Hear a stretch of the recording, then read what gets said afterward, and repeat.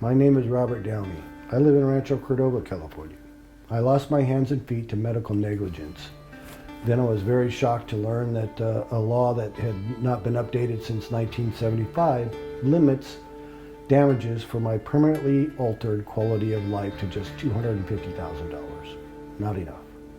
I served as a sergeant in the United States Army Military Police Corps.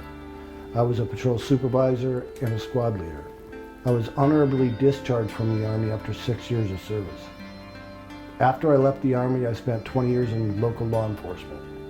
I then met my wife and we started an elderly care business. I enjoyed being independent, for one thing. I loved working and I loved raising our 7 children. My son contracted a MRSA infection, which once we realized it, we took him to the emergency room where he was treated immediately.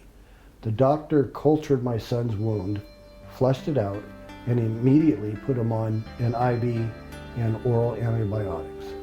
He fully recovered and we were very happy that we found the infection in time. Soon thereafter, I noticed that I had a similar sore, which was very painful, so I had to go to the same doctor that my son went to. He remembered my son and asked him how he was doing, but did not take a culture or put me on an IV antibiotic, and then he just sent me on my way.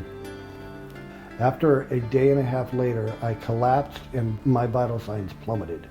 Upon arrival at a different emergency room, the doctors quickly diagnosed me with sepsis, which was caused by the MRSA, the infection that I was treated for by a previous doctor but wasn't treated properly. Because of the sepsis, my hands and feet turned black and had to be amputated. I was awakened by a doctor from a coma, and he told me, "Sorry, Mr. Downey, we had to take your arms and legs." My life has changed forever, and so has my family. I lost my family because of the stresses, financial and otherwise, that we had to go through. We had to give up our business so my wife could take care of me at the time full time. And then we almost lost our house because of the sudden loss of income, on top of all the other medical expenses.